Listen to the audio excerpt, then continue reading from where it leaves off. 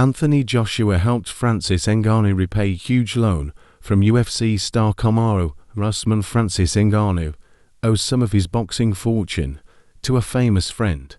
The former UFC heavyweight champion made the bold decision to fight out his contract with Dana White's company, rather than sign a bumper new deal in 2022. Ngannou was questioned after leaving the promotion to pursue his boxing dream and bigger paydays against elite heavyweights Tyson Fury, Anthony Joshua, and Deontay Wilder. A year later, he's boxed 2 of his 3 dream opponents and made millions despite suffering back-to-back defeats in the squared circle.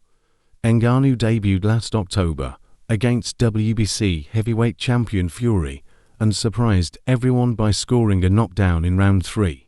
However, he ultimately fell to a controversial split decision defeat before booking another big boxing bout against former 2-time world champion Joshua. They fought in March, and on that occasion, Ngannou was made to look like the novice he is, as AJ dropped him twice before scoring a brutal knockout win in round 2. Still, Ngannou walked away from the fight with an estimated £15.75 million payday, previously earning £7.86 million for facing Fury. It's lucky he did, because the Predator took out a massive loan from his former UFC champion friend Kamaru Usman when he left MMA's best league.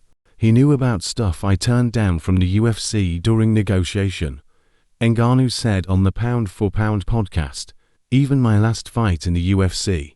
You know, I took $600,000 in my last fight in the UFC, as opposed to $5 million that they were offering for the same fight. I was like, bro.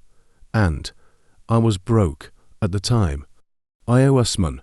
I owe him $200,000, if he hasn't already. Ngannou can now pay back the Nigerian nightmare with interest after becoming an incredibly rich man, thanks to his bold gamble. Joshua implored Ngannou to keep boxing immediately after their fight, but he's chosen to return to MMA. For his next fight, the 38-year-old signed an MMA deal with PFL last year and has agreed to make his promotional debut against 6'8" in Brazilian co-artist Renan Ferreira in Saudi Arabia on October 19th.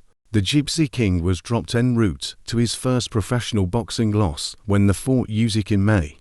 Now he's got a chance at revenge. Ngannou will be an interested observer, but he'll have to beat a heavyweight boxing contender before anyone will entertain the idea of him rematching Fury or Joshua.